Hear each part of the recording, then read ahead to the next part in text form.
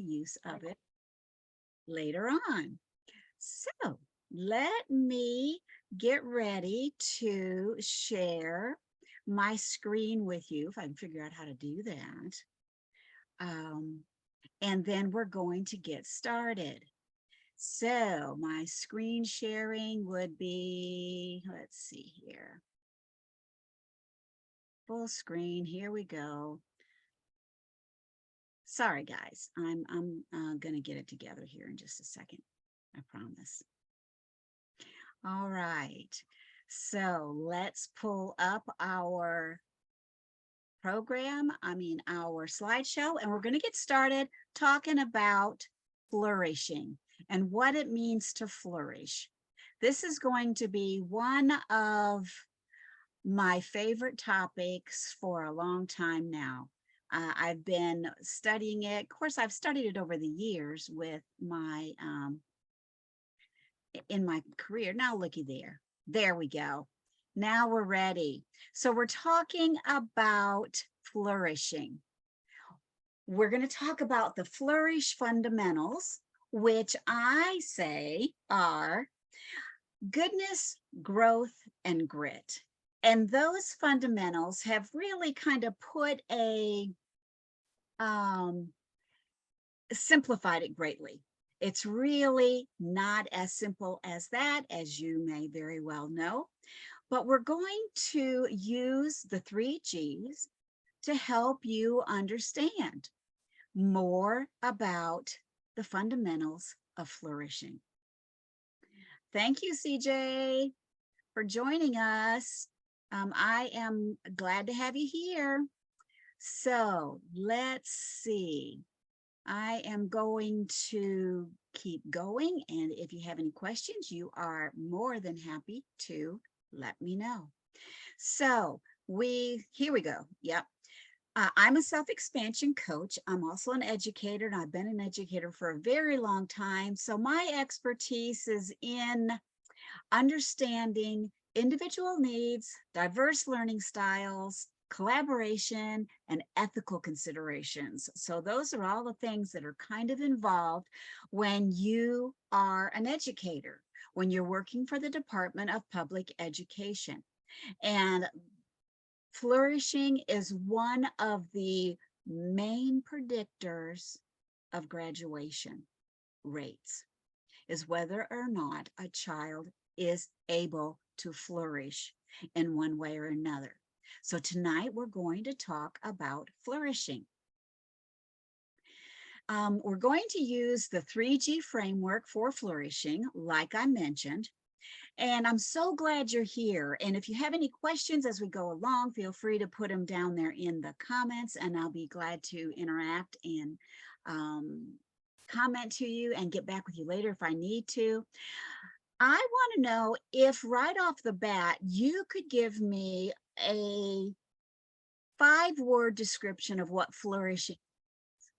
And if you can, you are welcome to write it down in the comments below. A 5-word description of what it means to flourish. A lot of people have a hard time describing that, what it means to flourish. And so tonight, we're going to clear that up for you. We're going to give you so much information. You're not going to be able to go to sleep tonight. You're going to have a hard time. All right. So when we look at this framework right here, goodness, growth, and grit, those 3 words mean a lot. When we think about goodness, we think about kindness and compassion and empathy. When we think about growth, that brings in self-improvement, development in all kinds of ways, spiritual, emotional, physical, and then internal and external growth. Thinking about both of those, that's something that's important for someone who wants to flourish or who is flourishing. And then grit fits right in there at the end, perseverance, challenges, and setbacks. And we'll talk a little bit later about grit is not just you getting the work done, just digging in. It really has to do with society as a whole. And we'll talk a little bit more about that later. And I see Sharon join us. Thank you, Sharon, for joining us. All right. As we move forward, we're going to, let me see, did I click it right? Okay. Take a look at this. I've got this little, well, I shouldn't say little, it's a tall pink bird.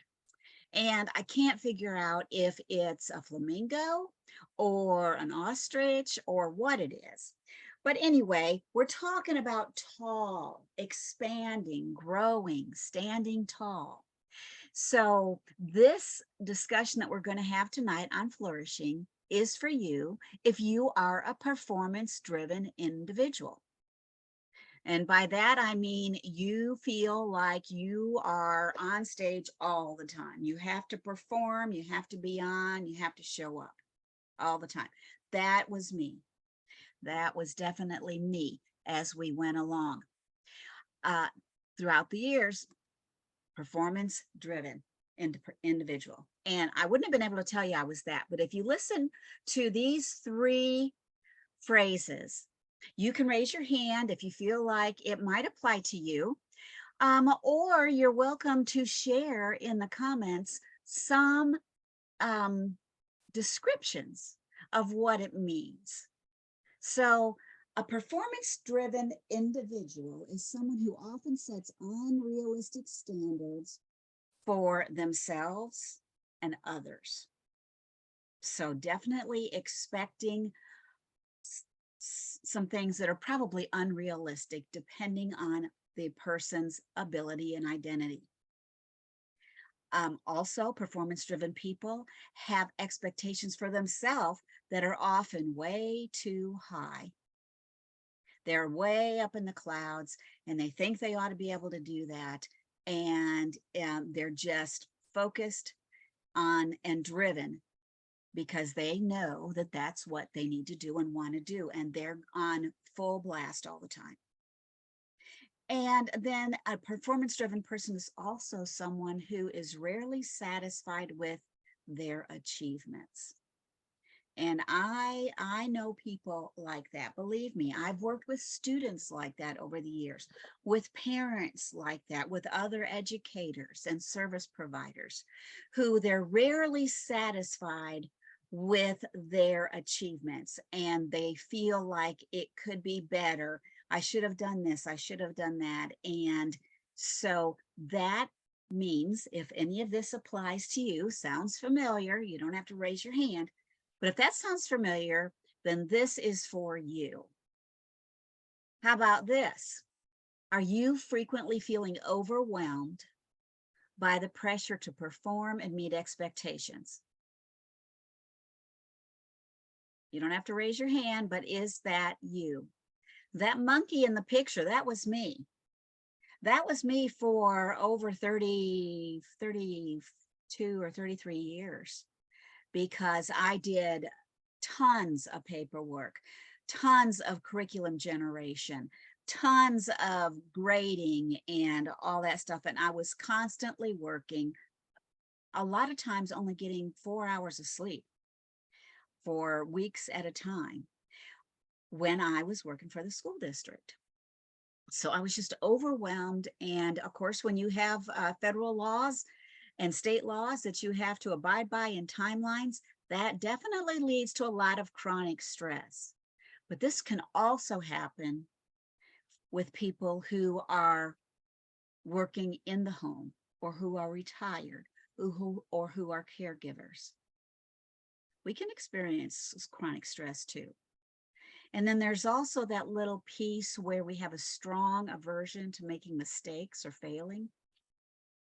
We want things to be perfect, and that can lead to avoidance behaviors. Yeah, we had a lot of avoidance behaviors in my classroom, but it really had nothing to do with trying to be perfect. There were other reasons for it. And that makes us, if we're afraid of failing, then we're going to avoid a lot of things, not be able to make very many decisions, and be very cautious in the decisions we do make, and then just keep questioning ourselves. So if that's you, that's what this Flourish Friday is all about. And then how about this one? Look at that kitty. So if you're having difficulty finding balance in your life, and you're struggling to find like a healthy sense of harmony between your responsibilities, whether it's at home, whether it's with relationships or in the workplace or in the online space, people that are working online now, lots of people are working online now. If you're struggling to find a healthy sense of harmony between your responsibilities and any of these things, and even your hobbies, and especially your self-care, that was me for a long time, not taking care of myself the way I should, because I felt like I had no other choice. I just had to perform, perform, perform. So here is a little bit about me, other than I used to be a performance-driven individual. I have a master's degree. I'm an educator. I have a master's degree in varying exceptionalities. I'm still certified, so I could teach if I wanted to in the classroom, but I don't plan on going back to the classroom anytime soon. My favorite place to work and to hang out is in my she shed, and that's where I am right now, in my she shed, hanging out. I'm also a certified self-expansion coach, and I help others address what feels unfulfilling in their life. Simple as that. Lots of times there's things that are unfulfilling in our life, and we just live with it. We just stuff it. And I learned that a long time ago that stuffing it doesn't work very well, and blasting it out everywhere doesn't have a really good effect on people either. So there are ways for us to free our full potential without wreaking havoc on the world. I'm also an aromatherapy enthusiast, love my essential oils, and I have a little bit of a bead habit. And I don't know if you can see behind me, but my beads are hanging all over on the walls. So I just want you to remember as we get started on this talk that freeing your full potential, your full potential, not just going with the status quo or, what you've always done, really digging in and freeing your full potential is the key to success and happiness and more peace.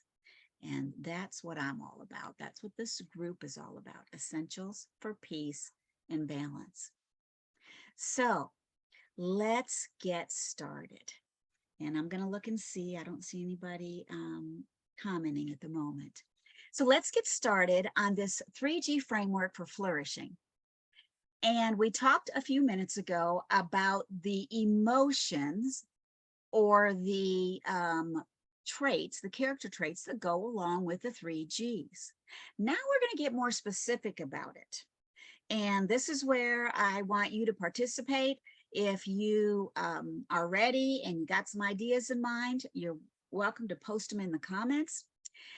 Goodness is about using kindness, compassion, and being empathetic.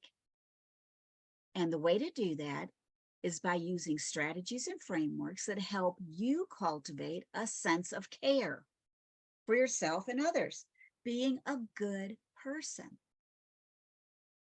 The second one is your growth, your self-improvement, developing in various areas of your life and in your relationships, internally and externally.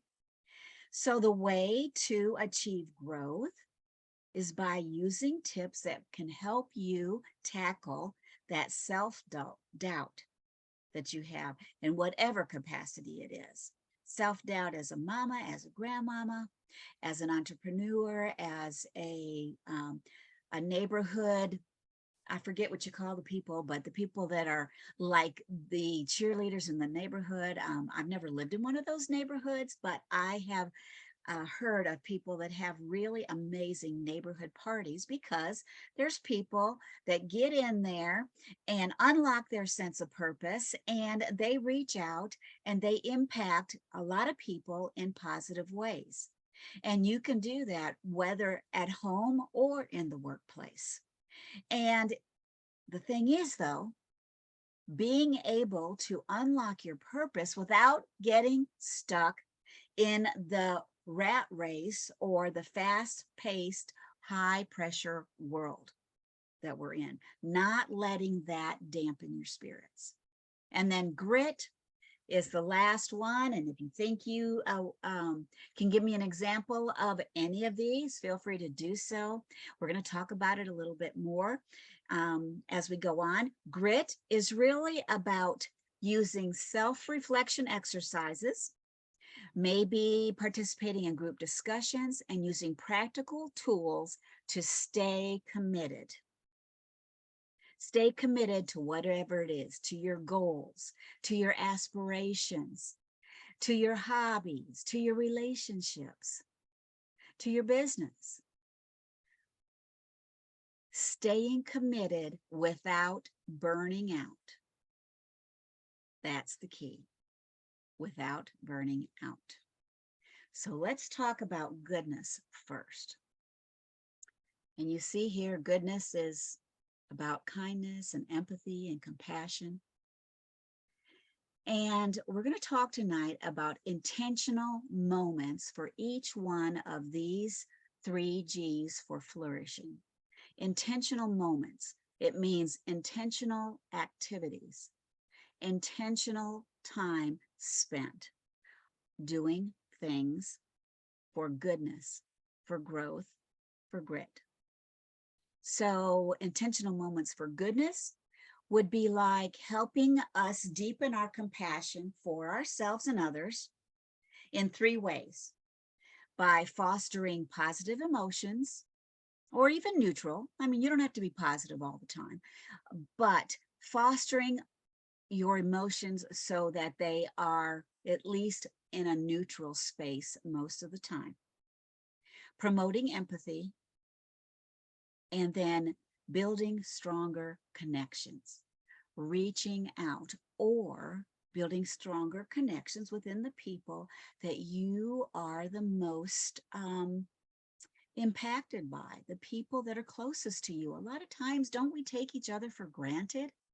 And so that's what goodness is about in a life. And that is how we can flourish in our relationships and personally, is by building stronger connections with people and by fostering positive emotions and definitely promoting empathy. Now, I'm going to give you a couple of suggestions on what these intentional moments might look like. And the intentional moments are often interactive conversations that you either have with yourself or with someone else that you spend time with, and practical tools that you use to promote goodness in your life.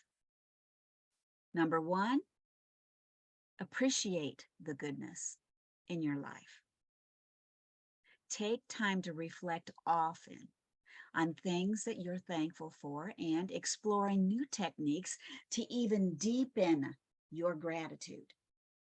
And often I think people do not take time to reflect regularly.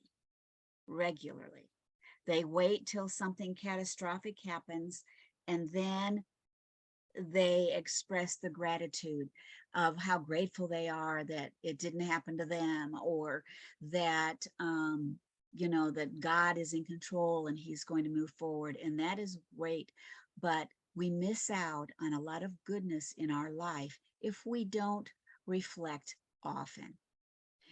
Expanding compassion is another tool for building up goodness in our life.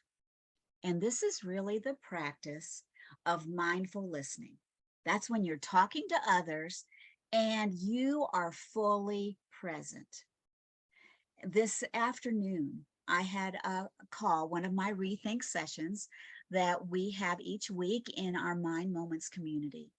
And every person in there was fully present. At least it looked like it. You know, sometimes our mind will wander and nobody even realizes it. That's pretty human. But we were able to talk with each other and be mindful of what others were saying. And it was a really good, positive time for us. So, moments of goodness is what my Mind Moments community is about. Not just moments of goodness, but moments of growth and moments of grit as well. And by moments, I mean using a strategic framework. And in the Mind Moments community, we do it every week. I actually do it twice a week, depending on when people are available.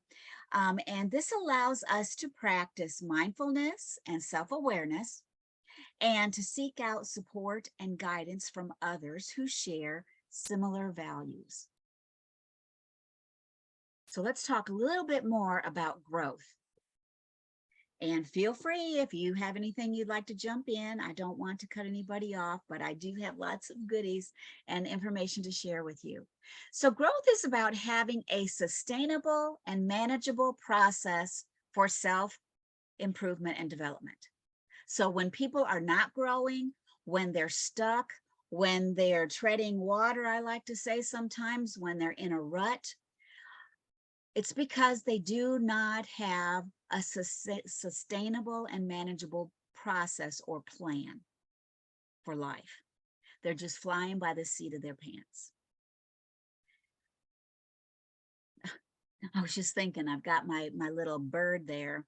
I guess I'm probably going to call it Flourish. It might be Flourish the flamingo. I don't know if it's a flamingo or not, but flying by the seat of our pants. We don't want to do that. We want to stand tall and grow and expand. And we can do that by being open to learning in various areas of our life, personal, professional, spiritual, vocational. There's lots of ways in our life where it is a positive thing and we can grow if we are just open to the opportunities. And then growth is also about continuously striving to reach your full potential, but not through a performance-driven mindset like I had for so many years. It's through curiosity and creativity, not judgment or evaluation. So in order to grow and to feel good about it, you need to continually strive to move forward and to reach your full potential.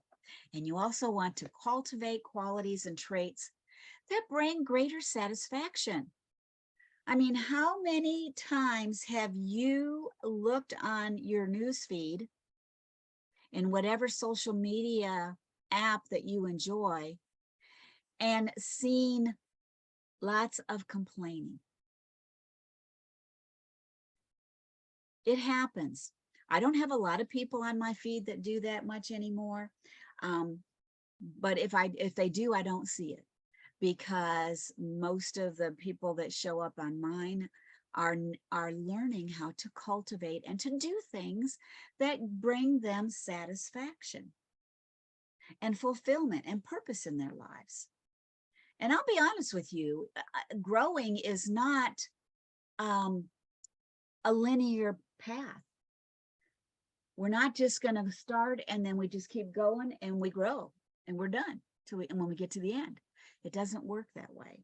And we're always growing, even myself, continuing to cultivate those qualities that bring me satisfaction and not slipping back into old habits or routines that drive me crazy and that keep me up at night and things like that. So the benefits of growth are being able to make better decisions, having enhanced creativity and curiosity, and then also improved relationships with yourself and with people around you. So let's talk about some intentional moments of growth. We talked before about intentional moments or practical tools for goodness. Now we're talking a little bit about intentional moments for growth. So, number one is insight. Taking time to learn how to cope effectively with your current challenges. Not falling back on those things that make you unhappy, uncomfortable, that drive people crazy, that drive you crazy. Learning how to have positive coping mechanisms in your life when you face challenges or uncertainties. The next one is your connection. Tuning in to the present moment, whether you're tuning into yourself and your body and your thinking, or people that are around you. Stay present, even your pets. I mean, sometimes I think we're more in tune with our pets than we are with ourselves and with the other people in the house. So that's something to encourage you. The next one is gratitude. That's another intentional moment, intentional gratitude. And I know that a lot of people like to start their day with gratitude in one way or another, or end their day the same way. And it's just about acknowledging the good things in your life. But what I would like to share with you is expanding that gratitude. Expanding that gratitude. And then the last one is compassion. It's just being able to understand yourself and others when difficulties arise. It's easy to be fun and happy and patient when everything's going the way you want it to. That compassion and growth comes in when you start understanding yourself better and those people around you, and you can communicate better with them. All right, we're on to the last one, grit. So these are what I see as four really important qualities to grit, and what grit means, actually, or what it means to me. Perseverance is one, resilience, a can-do attitude, expansion. So if you have something, another one that you can use to describe what grit is, what grit means to you, feel free to post it. Tell us about it. Perseverance is when you, in grit, it refers to your ability to persevere through challenges and setbacks. And I've heard people say life is 50-50. 50% challenges and setbacks and 50% growth and positivity. And I don't know how true that is, to be honest with you. 50-50, because, and I'll show you a little bit later, everybody has their own opinion about what is good and positive in their life and about what is challenging. And the key is to persevere and increase your ability to go through the tough times and come out victorious on the other side. Resilience is having the ability to face challenges and setbacks and failures with a positive and proactive attitude. That's hard. But grit is all about doing that, about your attitude and how you approach things and being proactive, not reactive. And I love having discussions on being proactive, because that's what it was all about in the classroom when you're working with students with behavioral disorders. You have to be proactive, and you have to use proximity control, and you have to keep your eyes open, because you never know when something's going to go haywire. And it's the same way in life.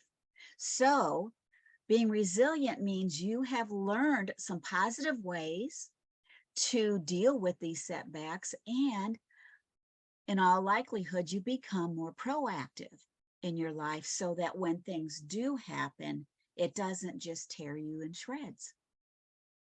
The next one is a can-do attitude.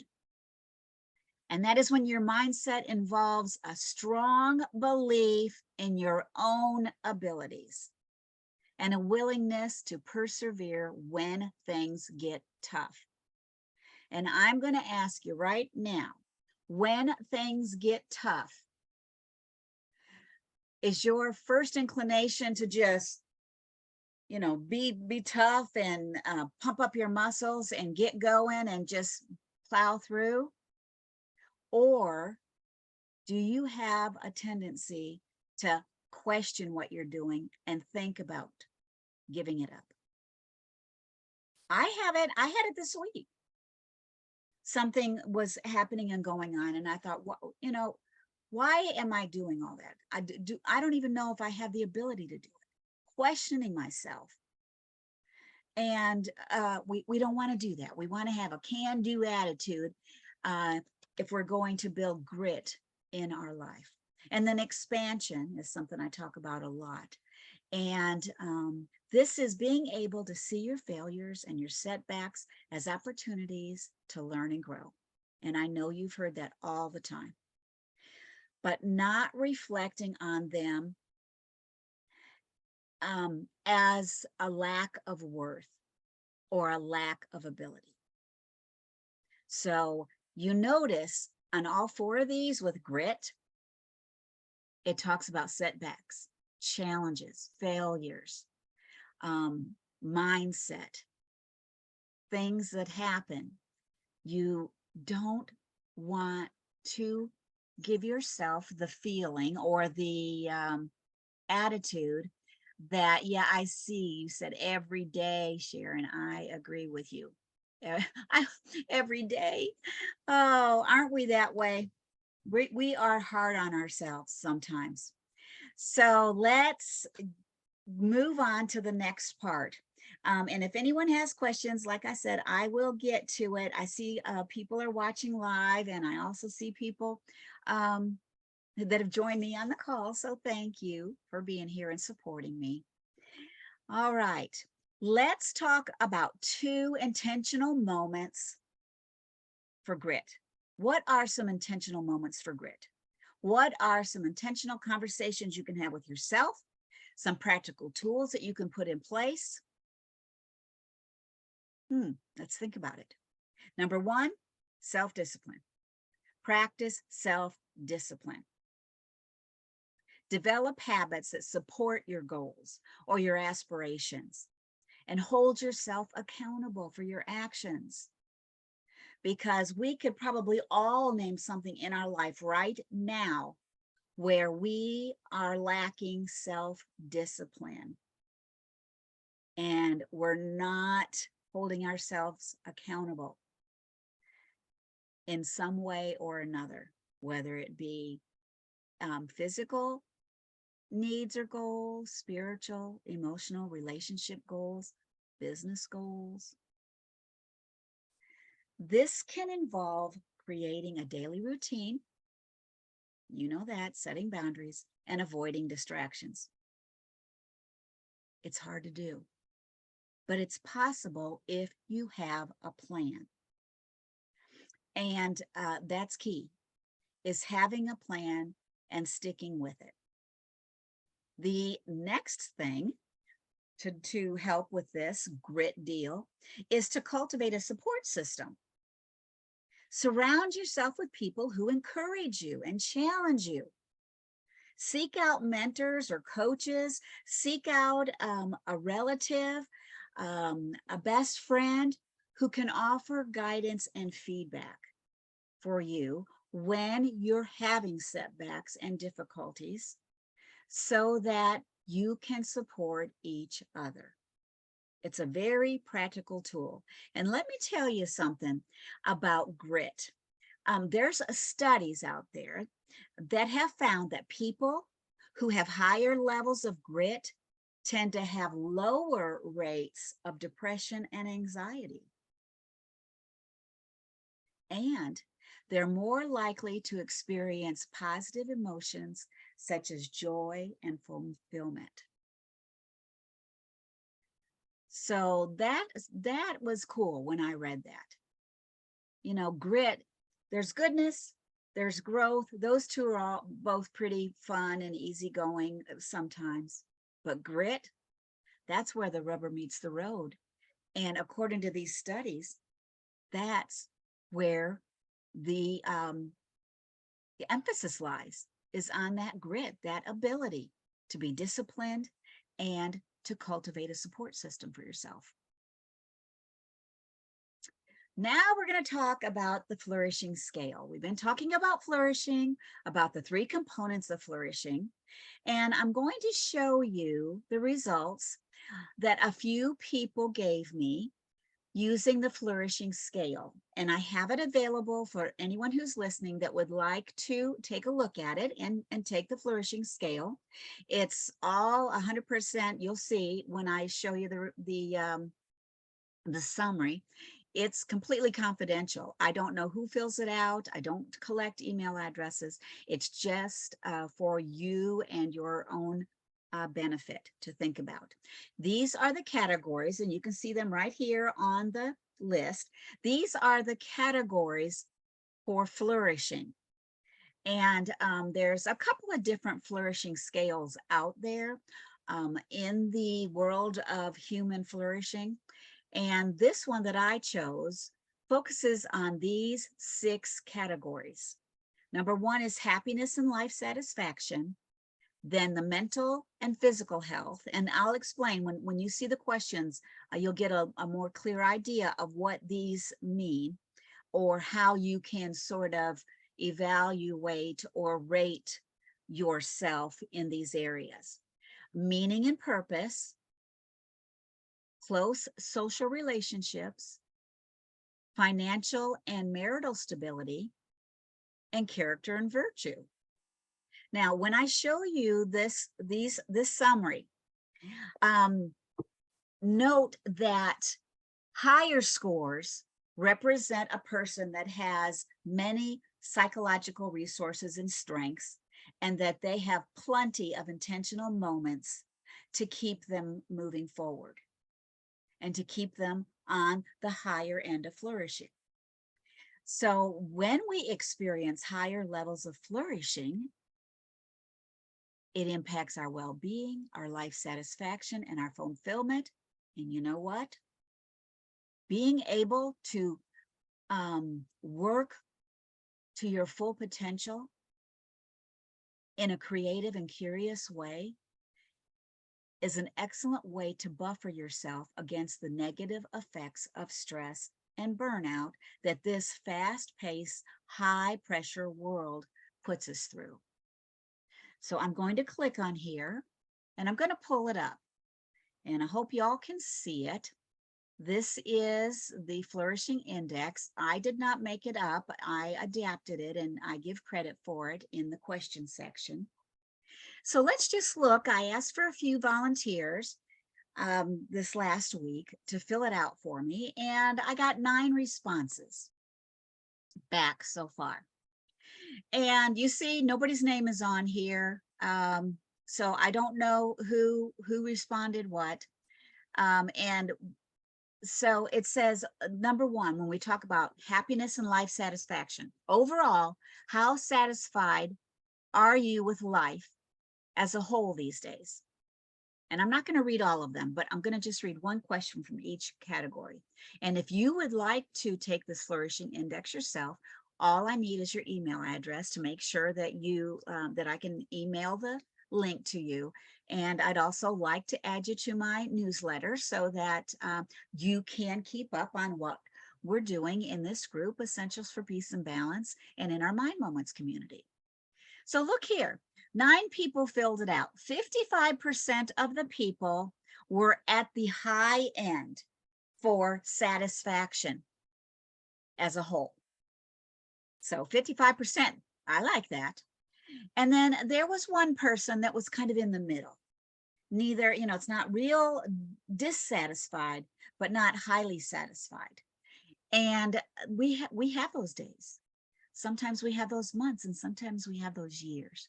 And there's things you can do to bring that score up. And that's what this group is all about. So let's go to the next category. Mental health mental and physical health. And so let's look at this one right here. In general, it says, how would you rate your physical health? Well, it changed. You know, up here where people were talking about their satisfaction with life, 55%. But when we got into the mental and physical health, and this is physical health in particular, that went down. So there was only two to four people that really were satisfied with their physical health. What does that say? It says we have a little bit of work to do. There was 3 people, or 33% of the people, that were, you know, sliding down toward mediocre, and a couple of people in the mediocre department. But I just thought that was interesting, the difference between how satisfied they are in life, which is great. But my passion is for you to also be satisfied in health. And there's a good way to do that. There's lots of ways to do that. And we can help you. There's lots of people in this group actually that support people with health issues or concerns. And so anyway, let's keep going though. Now, this one's on meaning and purpose. So there's a couple here on meaning and purpose. This first one right here, it looks like 44% of the people said overall, to what extent do you feel things you do in your life are worthwhile? So isn't it cool that most of the people, in fact, everyone that filled this out was up on the higher end of feeling like the things they do in their life are worthwhile? I like that. This one is, do you understand your purpose in life? That one's a little trickier, folks. 44% of the people said, yeah, everything I do is worthwhile and I really feel it. But then it went down a little bit when it came to understanding your purpose in life. That's where that goodness and growth and grit come in. Here's one on character and virtue. And let's see. This one says, I'm going to go down to this one. I am always able to give up some happiness now for greater happiness later.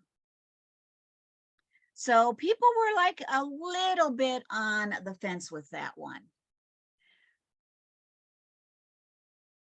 Sharon, I just saw your comment. Thank you. Yes, feeling that what you do is worthwhile makes a huge difference. It does. And you know what? And I got to get myself going because I'm going to run out of time here. But Sharon, that just made me think of people, and I know there's people who, if they were to fill this out, their happiness meter would be down on the low end. And they don't feel like what they're doing is worthwhile. But we all are doing things that are worthwhile.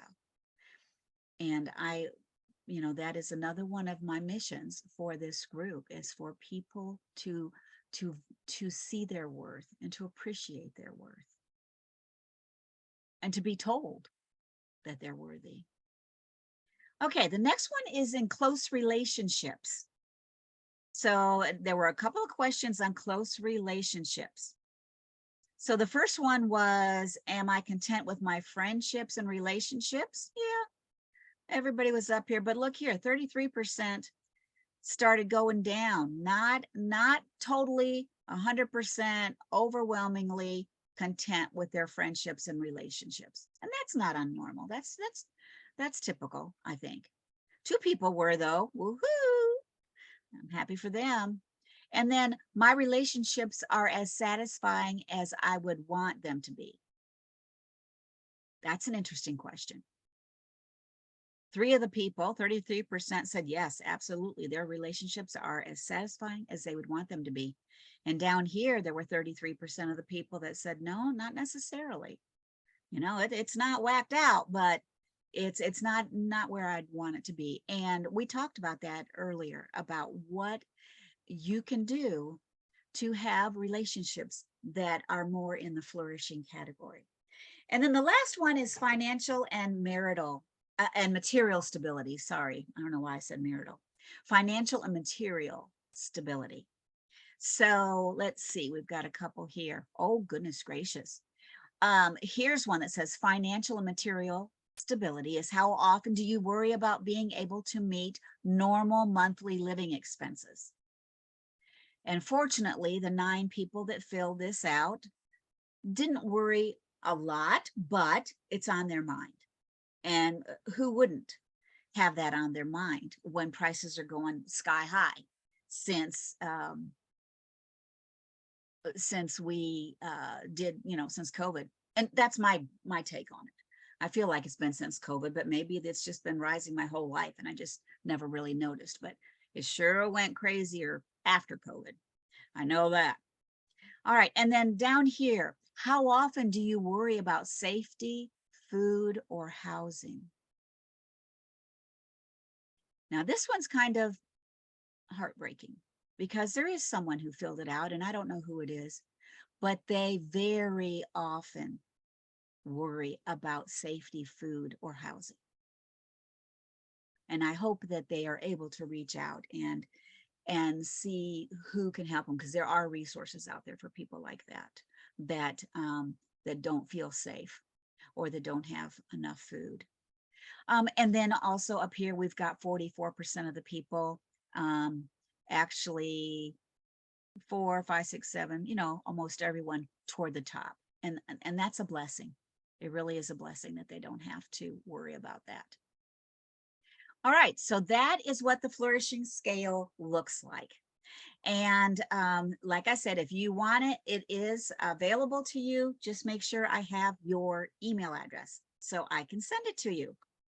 All right, so we've been talking about these mind moments and intentional mind moments. And people are like, what does she mean when she says mind moments? Well, I hope you have a better understanding now about what it means when I mention mind moments, things that go on in here, because this is where 99.9%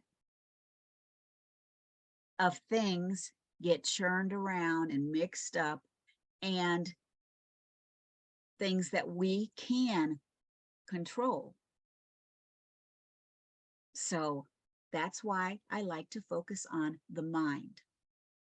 And that's why I'm using that as I guess, as a representation of these moments. It's our thoughts, our thought patterns. And I just like how it rhymes, alliteration. Teachers like alliteration, mind moments. So we've learned through the slides that we just shared that mind moments are a powerful path to self-discovery and increased ease, relaxation, calm, better relationships, less self-doubt. So it's important that you nourish your mind moments.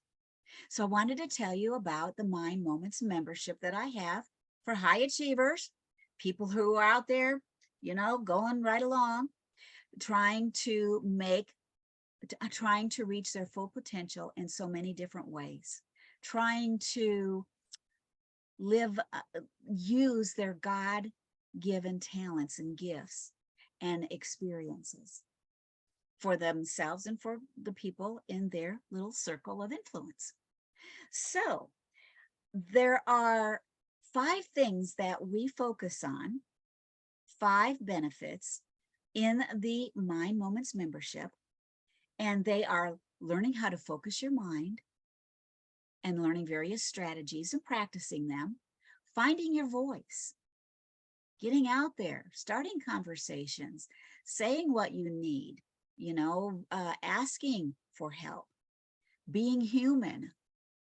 That's where that compassion comes in, that goodness, being good to yourself because you're only human. Expanding that compassion, not just to yourself, but to others around you. And then deeper gratitude. Being grateful, and those of you who have experienced any of our rethink sessions, we like to expand that gratitude. go deeper and deeper. We have a little activity that we do that takes us 5 levels deeper than just listing what you're grateful for. And it's a good way to go into a lifestyle that breeds more flourishing, the ability to cope with life in a positive way. And so the mind moments, just quickly, the M stands for magical gratitude. The I stands for intentional moments. So doing things on purpose ahead of time and not just if it happens. Nourishing your connections with yourself, with your God, with your relationships, and then deeper compassion in any area of your life. This Mind Moments community also has a few features to it that I wanted to tell you about. When you participate in activities like this, whether it's in the Mind Moments community, whether it's through your church community, whether it's something that you have a high level of motivation and you do yourself at home, these things help you have a greater understanding of yourself and how you interact with others and your innate ability to monitor and manage stress. Not blaming what's going on in your life on other people around you or what's happening here or there or everywhere. Being able to monitor and manage stress on yourself. So we have weekly rethink strategy sessions. They're group sessions. We get together every week.